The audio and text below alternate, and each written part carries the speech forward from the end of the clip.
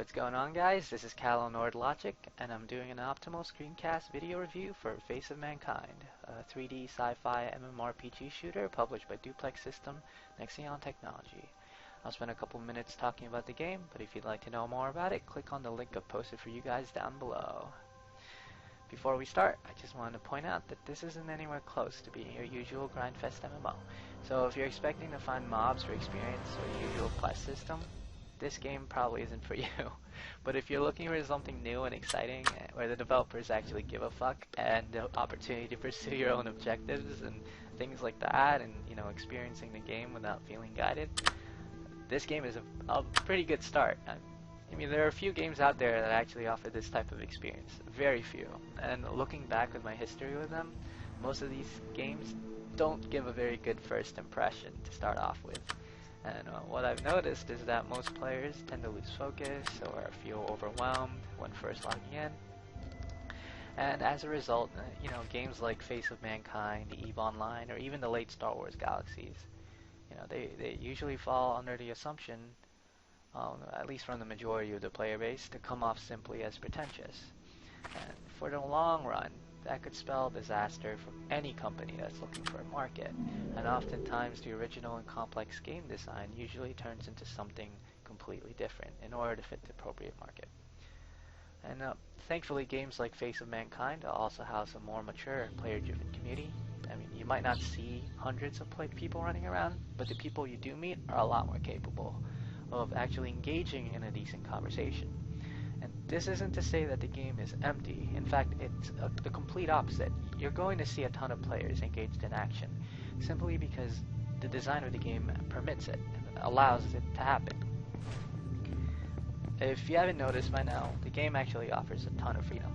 And when I mean freedom, I mean you take your gun out and aim it at the person, while you have cops aiming at you type of freedom. And these are all player-driven systems. These are real people in real time. Taking on different personas, like if you really wanted to, you can force your way into the game with a group of like 10, 20 billion people if you had that many friends, and control major factions with firepower and strategy. I mean, you can, or you could be like me. I mean, I often just go around luring individual players to random locations and shoot them for whatever they're worth. Bread, whatever. I don't know. I haven't actually seen bread in the game, so don't quote me on that. But usually these tiny random bits of interaction often lead to what players like to call beef.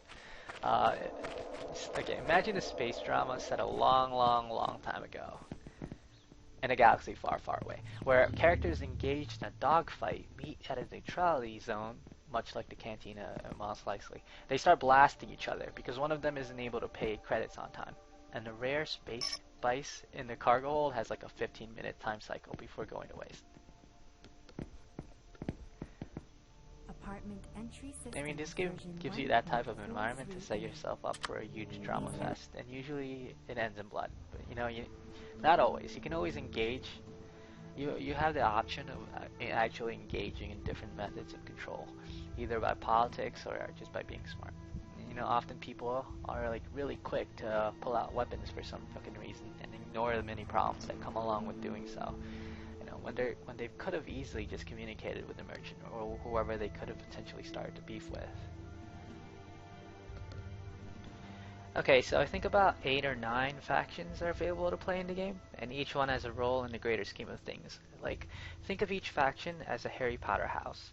Gryffindor, Hufflepuff, Slytherin, and Ravenclaw.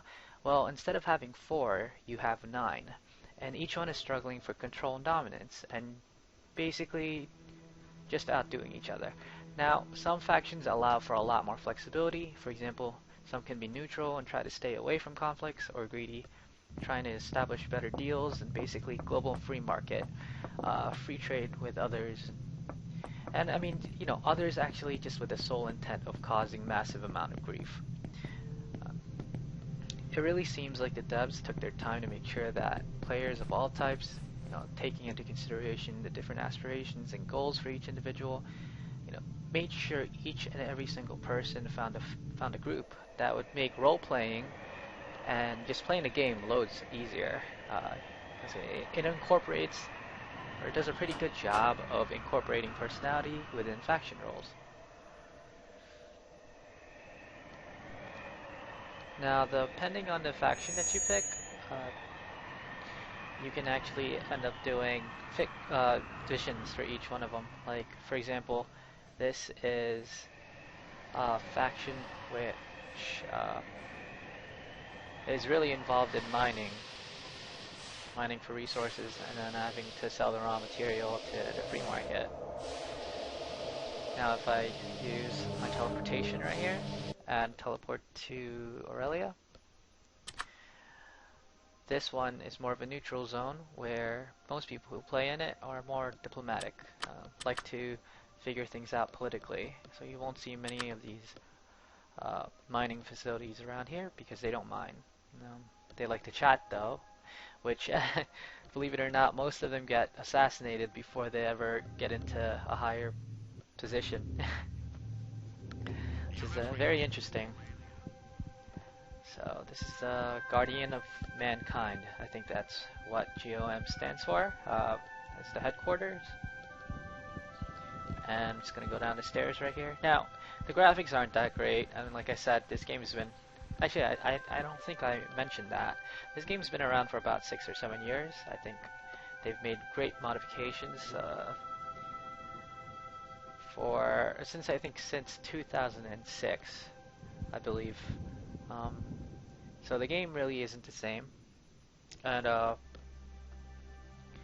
what you just saw a few seconds ago was a community chest, I guess you want to call it, or a guild box where people deposit items. I'm sure if you played World of Warcraft, you know everything about it. But yeah, if you want to know more about this game, just feel free to check out the website at faceofmankind.com. It's going to be interesting because the first thing you type is face, and usually it's Facebook. So another way of trying to remember it is just to remember Facebook. Faceofmankind.com, and you're going to find out more about it there. You can participate in the forums, chat, whatever. And forgive me if I did a very bad job at commentary today. It's my first time doing it, so thank you for watching the video, and I hope I get viewers. I hope I get subscribers. If not, it's cool. I enjoy doing this. So, all right. Well, I'm gonna stop. Bye.